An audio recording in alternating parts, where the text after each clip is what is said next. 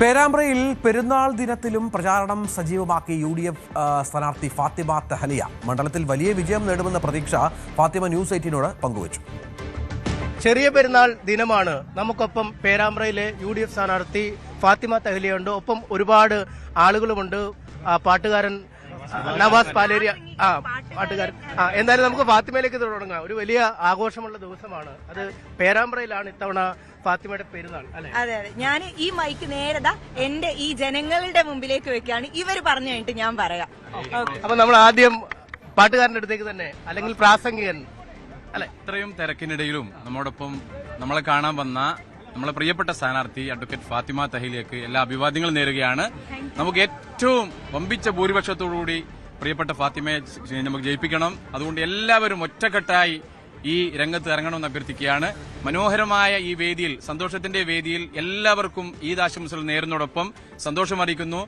പെരുന്നാൾ പൂം കുരുവി പറന്ന് പുതുമ വിടർന്ന് പുളകമുണർന്ന് പാടുന്നു ചുണ്ടുകളേറ്റി അല്ലാഹു അക്ബർ അല്ലാഹു അക്ബർ വലില്ലാഹിൽ ഹംദ് അല്ലാഹു വലില്ലാഹിൽ ഹംദ്. പെരുന്നാൾ പൂം കുരുവി പറന്ന് പുതുമ വിടർന്ന് പുളകമുണർന്ന് പാടുന്നു ചുണ്ടുകളേറ്റി അല്ലാഹു അക്ബർ അല്ലാഹു അക്ബർ വലില്ലാഹിൽ ഹംദ് അല്ലാഹു വലില്ലാഹിൽ ഹംദ്.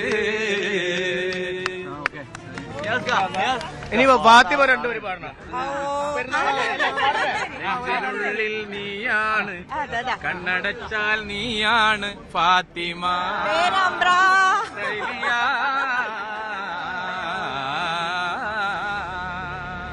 എല്ലാ പാട്ടും ഇവര് പാടുന്നുണ്ട്. അതിലിനി പാട്ടിന്റെ ഒരു കാളിയും ഒരു ഇടവേളയില്ല. ഞങ്ങള് സജീവമായിട്ട് ഇവിടെ ഉണ്ട്. ഇത്തവണ പേരാമ്പ്ര ഞങ്ങൾ തൂക്കും. അല്ല, അവര് പറയുന്നത് നെഞ്ചിനുള്ളിൽ നീയാണ് ഫാത്തിമ എന്നാണ് അവര് പാടുന്നത്. അതെ അതെ, ഞാൻ തിരിച്ചു പാടാണ്. നെഞ്ചിനുള്ളിൽ നീയാണ് പേരാമ്പ്ര. എങ്ങനെയുണ്ട് പേരാമ്പ്രയിൽ വന്ന ശേഷമുള്ള ലാൻഡിംഗ്? ഗംഭീരമായിരുന്നു അല്ലേ? അതിഗംഭീരമായ നാടാണിത്.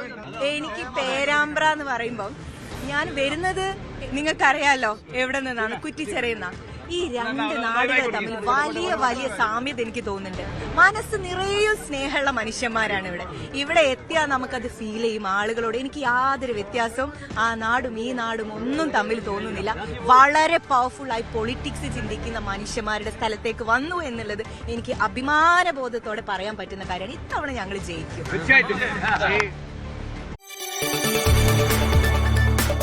കൂടുതൽ വാർത്തകൾക്ക് news 18 Keralam YouTube channel subscribe ചെയ്യുക.